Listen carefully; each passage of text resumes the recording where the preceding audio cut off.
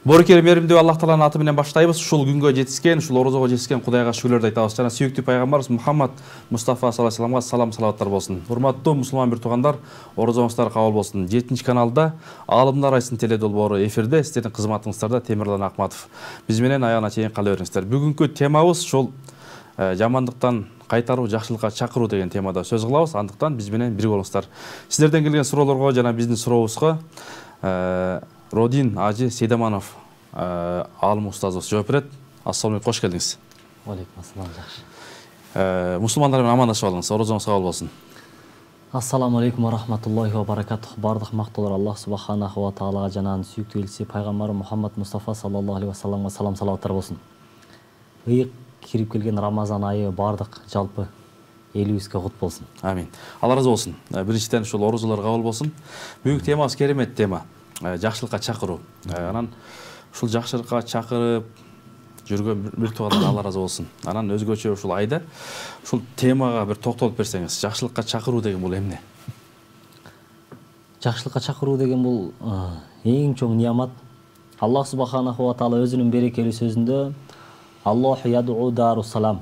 Аллах таала мен пенделеримди тынчтыкка анан бейишке чакырам дейт. Бул чакырык бул эң чоң ниямат. Буну баягы адамдар, адам баласы ниямат катары, бактылуулук катары, биздин ийгилигибиз катары эмне кылыш керек? Кабыл алыш керек. Ал эми бизге жөнөтүлгөн пайгамбарлардын бардыгы биздин акыркы пайгамбарыбыз Мухаммад Мустафа саллаллаху алейхи ва саллам сүйүктүү пайгамбарыбыз дагы эмне жакшылыкка чакырып, жамандыктан кайтарылыш үчүн бүткүл пайгамбарлар адам баласына ушул эмне максатты ишке ашырыш үчүн эмне кылынган, жиберилген. Адамдардын арасынан асылдары эң баягы күнөө кылганга ушундай жөндөмү жок, күнөө кыла албаган ушундай таза адамдарды Аллах таала пайгамбар кылып тандап алган. Алар адамдарды жакшылыкка чакырып эмне кылган, жакшы жамандыктан кайтарышкан. Ошол пайгамбарлардын баарынын аркасынан ээрчип эргишкендер дүйнөдө бактылуу болгон. Ал эми ээрчибей каршы болгон адамдардын бардыгы дүйнөдө бактысыз болгонун Аллах таала Куранда эмне кылат, баяндайт. Эмне дейт Куранда? Куранда Аллах субханаху ва таала өзүнүн берекелүү сөзүндө "Астагфирулла ва ман ахсану кавлан мимман да'a илаллах". Аллах таала айтат, ким менин жолума, менин үйүмө, менин кечиримиме, менин ырайымыма чакырып аткан болсо, анда ал эң жакшы чакырыкты кылып атыптыр дейт. Аллах таала Куранда ахсан деген сөздү эмне кылат, алып келет. Баягы эң жакшы деп эмне кылат, баяндайт. Алымдарыбыз, ата бабаларыбыз баягы дин менен бекем жашаган себептен жакшы амалдар, жакшыраак амалдар, анан эң жакшы амалдар деп баягы жакшылыкты да 3кө бөлүп баяндаган. Алар кайсылар?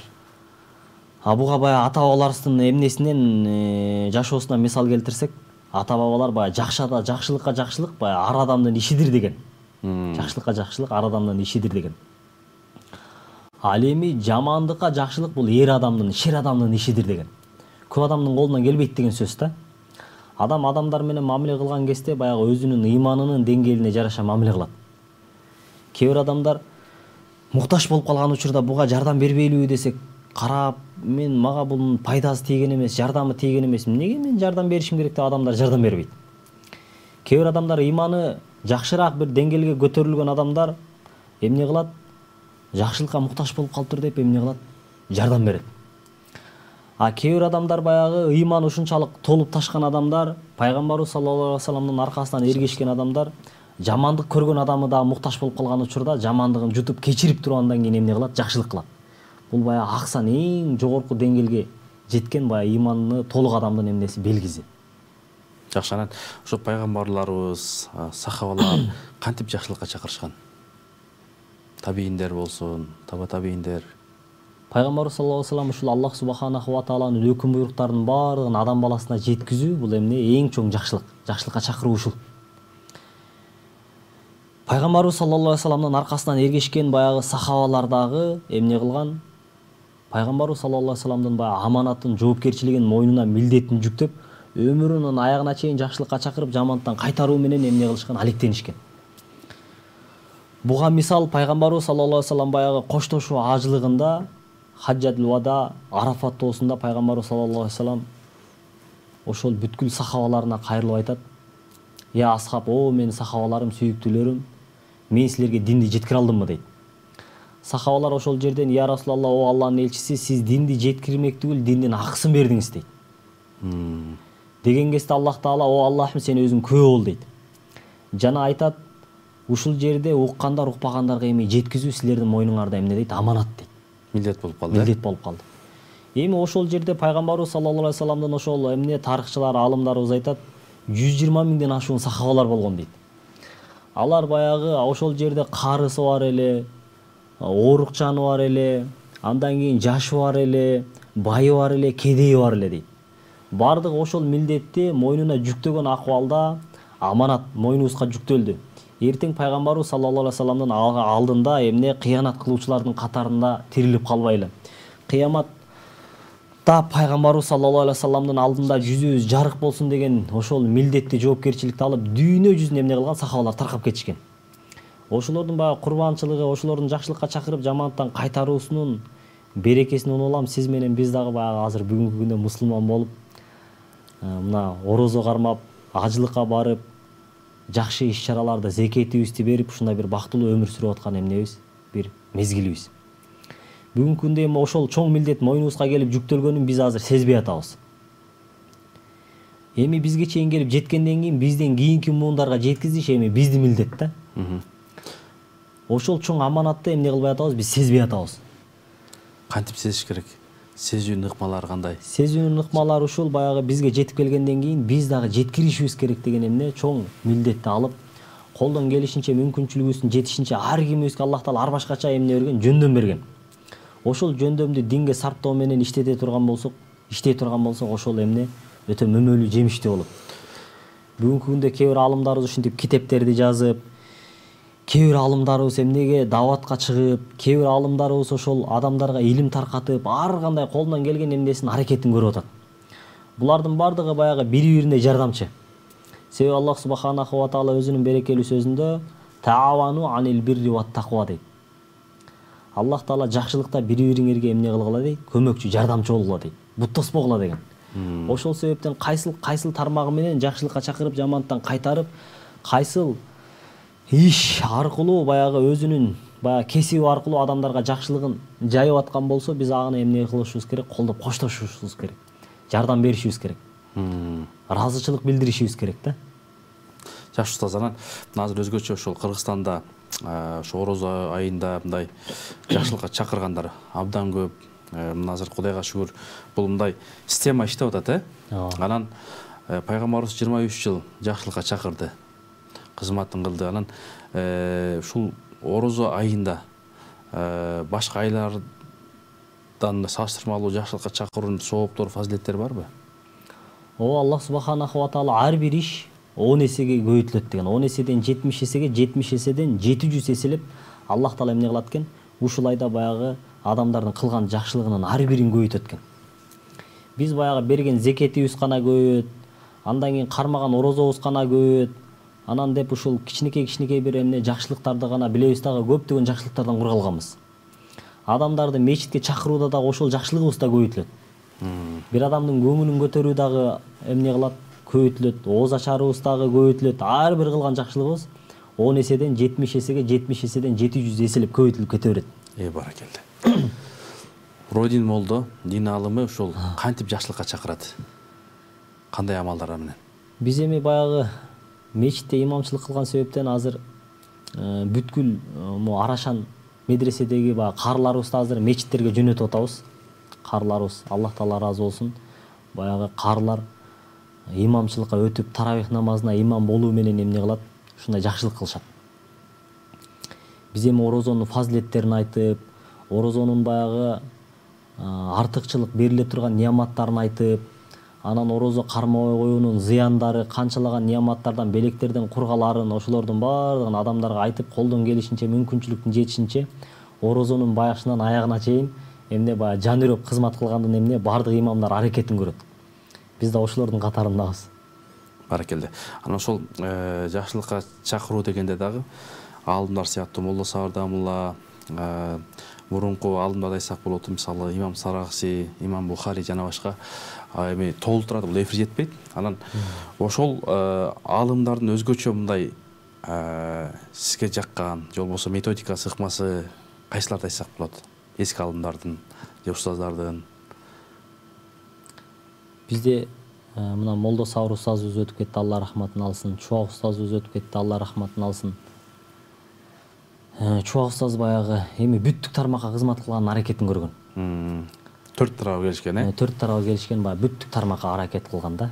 Колунан келишинче, мүмкүнчүлүгү жетишинче баягы убактысын бардыгын сарптаган десек дагы жаңылышпайбыз.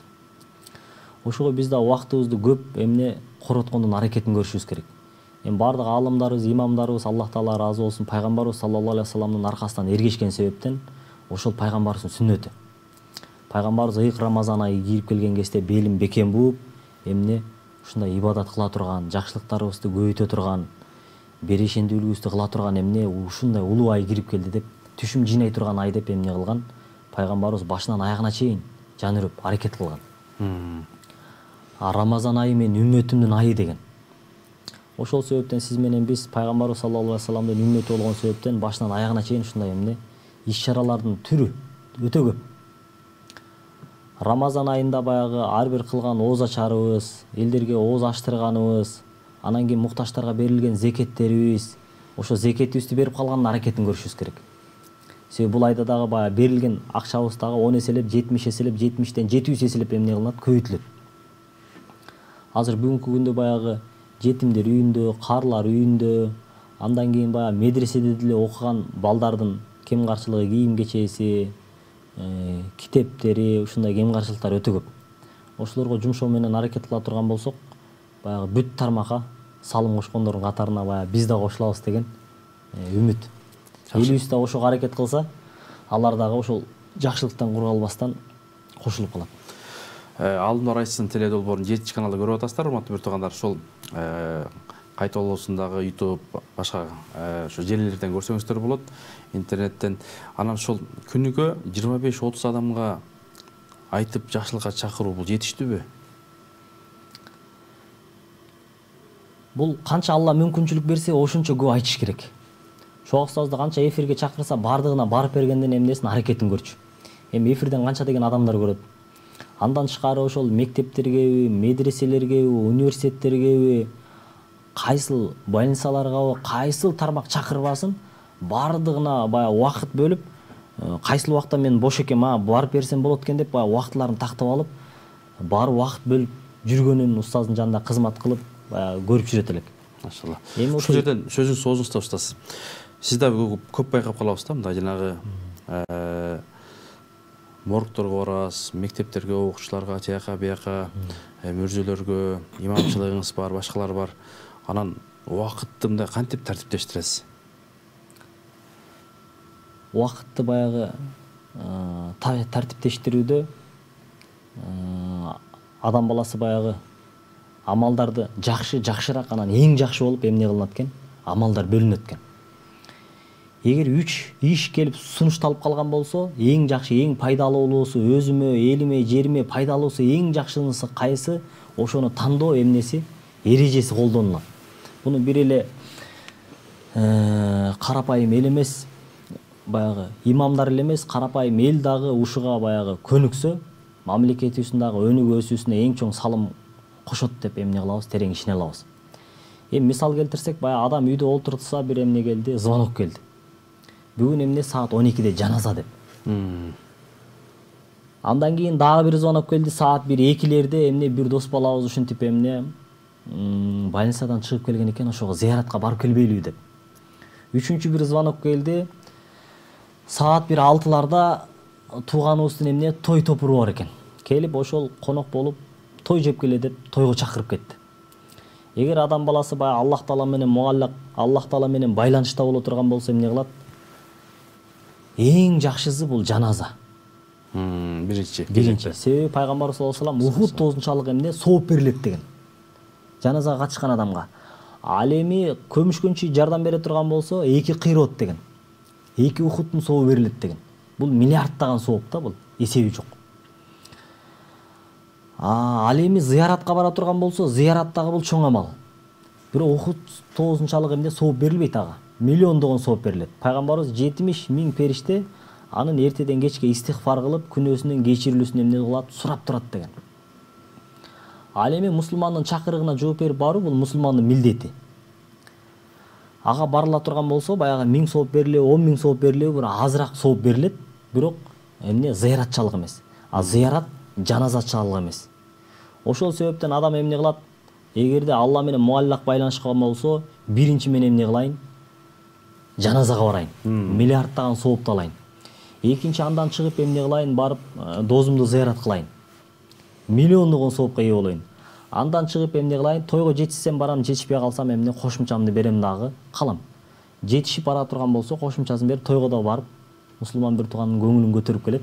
Андан дагы эмне? Миңдеген сооптурду алат. Уста ушул жерде бир маселе. Ниетти оңдош керекпи? Балким эл көрсүн, кожо көрсүн болсо кандай болуп калат сооптору? Эл көрсүн, кожо көрсүн боло турган болсо, ошо жаназада дагы эмне сооп жок, зыяратта дагы сооп жок, тойдо да сооп жок болуп калат.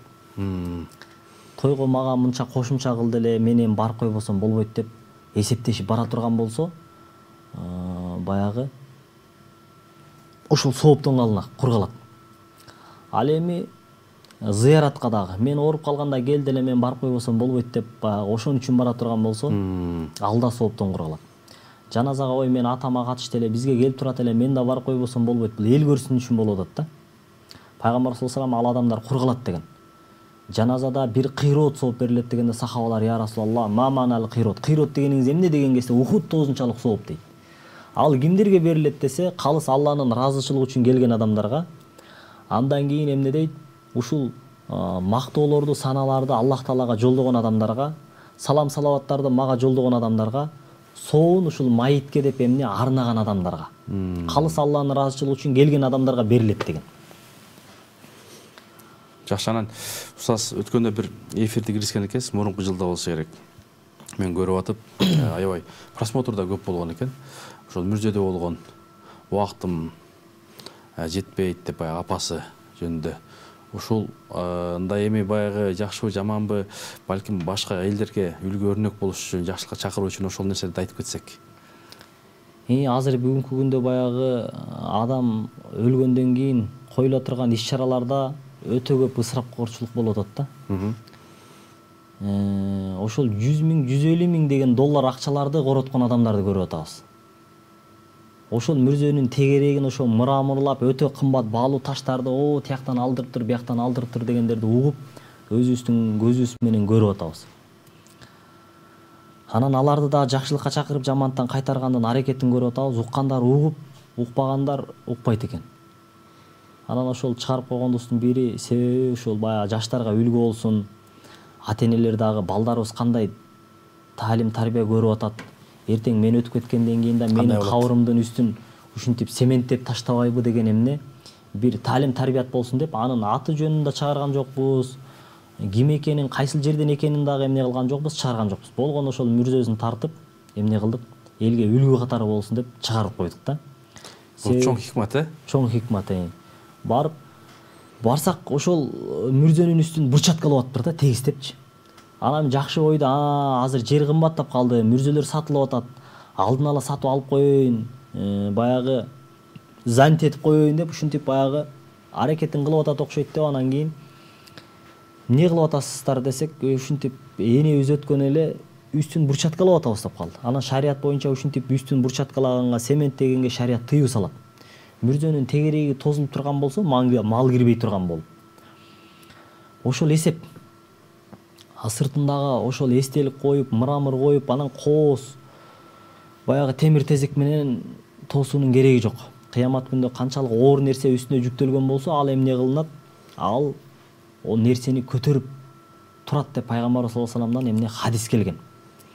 Пайгамбар саллаллаху алейхи вассалам күндөрдүн биринде сахабалардын бири өткөн кезде аны көмүп жатып, бир сахабасы эмне оозун тосконго тактай көтөрүп келгенин көрөт. Анан бул тактайды эмне көтөрүп келдиң деген кезде Пайгамбар саллаллаху алейхи вассалам айтат: "Я Расулаллах, Алланын элчиси, оозун жапканы" дейт. Пайгамбар саллаллаху алейхи вассалам айтат: "Оозун таш менен, топурак менен, кум менен эмне кылабыз? Биз жабабыз" дейт. Ал эми бул тактай тирүүлөр үчүн керек дейт. Өлүктөр үчүн эч кандай эмне дейт, пайдасы жок дейт. Кичинекей тактайды Пайгамбар саллаллаху алейхи вассалам эмне кылбай атат, анын ыраа көрбөй атат. Себеби ал өлүк үчүн эмне пайдасы жок болгон себептен. Ал эми биз эстелик коюбуз, андан кийин тегерегин ушинтип, тегереги сыртынан пескоблок менен же кирпич менен же зым менен тартылып тосулуп турган болсо дагы өзүнчө кылып эмне кылып тороп ушундай бир ысырапкорчулук кылганыбыз бул өтө шариятка туура келбейт, каршы келет. Анан ошону айтсак, мен энемди баягы ухаживать эткенге убактым жок дейт. Чет мамлекетте иштейт экен. Анан сен кантип ухаживать этесиң десек, мен эми топурак кылып көмүп кете турган болсом, анын үстүнө чыккан чөптөрдү терип туруш керек болот. Ага мен убактым жок. А биякта энемдин бир туугандары бар, жакындары бар. Алар дагы келип эмне ухаживать эткенге убактысы жок. Кол бошобойт. Кол бошобойт. Анан мамилеси үзүлүп кеткен, өлгөндө дагы жаназасына келген жок. Көңүл айтканга келген жок. Ошого баягы энебиз жалгыз болгон себептен мен эмне дейт, үстүн тегистеп чөп чыкпасын деп ушундай кылып атам дейт. А негизги пайгамбар саллаллаху алейхи ва саллям баягы өмүрдөн өтүп кеткен адам сууда агып бараткан адамга окшош деген. Анын бир эле максаты ушул тегеректеги адамдар мени куткарып калса экен деген ушундай арзуу тилек максаты болуп экен. Баласынан үмүт кылат экен, күйөөсүнөн үмүт кылат экен, дос жарандарынан үмүт кылат экен. Биздин максат Куран окуп, багыштап, жакшы сооптуу амалдарды кылып, ушул энеме хадия деп эмне кылышыбыз керек, жакшылыктарыбызды арнап, анын баягы кабыр азабынан куткарылып, тозок азабынан куткарылып, бейишке чыгып, бейиштен дагы бийик даражаларга ээ болгонуна жан үрөп аракет кылып, кылган жакшылыктарыбыздын баарын арнашыбыз керек. Устаз, ушул урматтуу президентибиз Ажообуз Садыр Нуркожоевич да айтпадыбы, молдолорду алдымдар чогултуп, ысырап кылбагыла, силерди айткыла, силерди эл угат, алдыңарга жумага келет депчи. Анан сиздин көз карашыңызда ушул азыр ушул жакшылыкка чакыргандар көп, Кудайга шүгүр көбөйүп атат. Анан ушул сапаты кандай болуп атат? Өз негизи жаңы башталганда мамлекет тарабынан да колдоо болуп, текшерүү иштери дагы жүрүп, кафелерде айылдарга чейин барып, баягы союп келсе дагы башка жактан союп келишип, мурда 3-4 жылкы союп аткан болсо, 1-2 жылкы союп, андан кийин ушинтип азайып, кадимкидей азайып келаткан. Эми азыр баягы көзөмөлдөө мамлекет тарабынан да көзөмөлдөө жок болгон себептен түшүндүрүү иштери молдолор тараптан болуп атат. Дагы көбөйтүш керек буну. Көбөйтүш керек. Дагы көбөйтө бериш керек. Эмне жетишпей атат ушул бизге көбөйткөнгө, айтканга? Мында кээде ушундай кыргыздар тоңмоюн болот го. Тууганга туурайсаң жакпайсың дейт. Кантип айтыш керек? Данышмандуулук, хикмат жолу кандай? Бизде баягы адамдардын деңгээли дары башка да. Ооба. Аллах Таала өзүнүн берекелүү сөзүндө фазаккир ва инна зикру танфаул муъминин дейт. Эскерткиле, эскертүү момун мусулмандарга пайда берет дейт. Мусулман деген моюн сунуучу адам. 5 убакыт намазын окуп, андан кийин эмне орозосун кармап, ажылыгына барып, тапкан мал мүлкүнөн зекетин берип, Аллага иман келтирип, өкүм буйруктарын аткарып, пайгамбар саллаллаху алейхи ва салламдын аркасынан эргешип жүргөн адамдарды момун, мусулман дейбиз. Аларга айтсаң алар угат. Алланын өкүмүнө каршы турбайбы, пайгамбарыбыздын сүннөтүнө каршы турбайбы, мен туура эмес иш кылып атыптырмын деп алар угат да. А бизде коомчулугубузда, коңшу колоң эл журтубузда баягы момун адам эмес, мусулман адам эместер көп да. Ооба. Иман келтирбегендер, намаз окубагандар, орозо кармабагандар, ажылыкка барбагандар, барган мал, топтогон мал мүлкүнөн зекет бербегендер, ашык дөөлөт баш чарбайт деп сараңдуулук кылып бербеген адамдар бар. Аларга айтсаң эмне кылбайт, алар укпайт. Молдолор биздин милдет эскертип коюу. Ал ошондой адамдарга, молдолорду укпаган адамдарга, жакшылыкка чакырып жамандыктан кайтарганда укпаган адамдарга баягы мамлекет тарабынан бир аз чара көрүлсө, эмне кылынат? Алар угат. Бир аз аларга салык салып, аларды бир аз ушу түшүндүрүү иштерин жүргүзүп, бул ушундай бир эмне мамлекеттен ушундай токтом чыккан деп ошол нерсени эскертип, сиз ушул токтомго каршы чыккан турбайсызбы, мамлекетке моюн сунбастык кылган турбайсызбы, эскерткен имамдарды укпаган көз карашыңыз мынакей катталып отурат деп ошону баягы бир аз жазага тартып кое турган болсо, ошол нерсе чоң эмне болот? Үлгү болот. Мамлекетке баш ийбеген, молдолорго баш ийбеген, өзүнүн каалагандай мен өзүм билем, өтүңдү төргүлөм деген адамдар үчүн чоң бир эмне болот? Жаза болот. Устаз, Алла разы болсун. Алтындай болгон убакытты бөлүп келип, ушул 7-ке буюрса мынакей жакшылыкка чакырдыңыз. Бул айларда керемет дуа, тилектер кабыл болот. Эл журтуңуз үчүн дуа кылыңыз. Амин я Раббил аламин. Я Аллахым, ушул бардыгыбыздын кылып аткан жакшылыктарыбызды Аллах Таала ыйык Рамазан айында 10 эселеп, 70 эселеп, 700 эселеп көбөйтүп берген болсун. Ушулайда пайгамбарыбыз саллаллаху алейхи вассалам бактысыз гана адамдар кур калат деген ey Аллахым, кур калуучулардан кылбагын бизди я Раббил аламин. Ey Аллахым, ушулайда орозобузду эң жакшы акыбалда кармап, орозодо көптөгөн жакшылыктарды, ооз ачарларды кылып калуубузду, топтогон мал мүлкүбүздөн зекетибизди берип калуубузду, ушулайда ыйык Рамазан айында умрага барып калуубузду, көптөгөн жакшылык иш-чаралардын түрү көп, ошолордун баардыгын кылып, Аллах Тааланын ыраазычылыгына жетип, тозок азабынан куткарылып, бейишке насип болгон пайгамбарыбыз саллаллаху алейхи вассаламдын үммөтүнүн катарына кошулуп калууну Аллах Таала бардыгыбызга насип кылсын. Я Рабби лакал хам кама анбагъ жалал важхик ва азим султаник хамдан касиран таййибан я Раббил аламин. Амин Аллаху. Allah разы болсын, устаз. Оразаңыз кабыл болсын. Урматтуу телекөрүүчүлөр, 7 каналда алдындар айтсын теле долбоору бүгүнкү эфир соңуна келип калды. Кудай таала бардыгыңыздардын оразаңыздарды кабыл кылсын. Кудайым бардыгыбызды ошол эл журтубузга кызмат кылган, жакшылыкка чакырган, жамандыктан кайтарган момун мусулмандардан кылсын. Кийинки эфирден амандашканча Аллахтын саламы, тынчтыгы, берекеси сиздер менен болсун.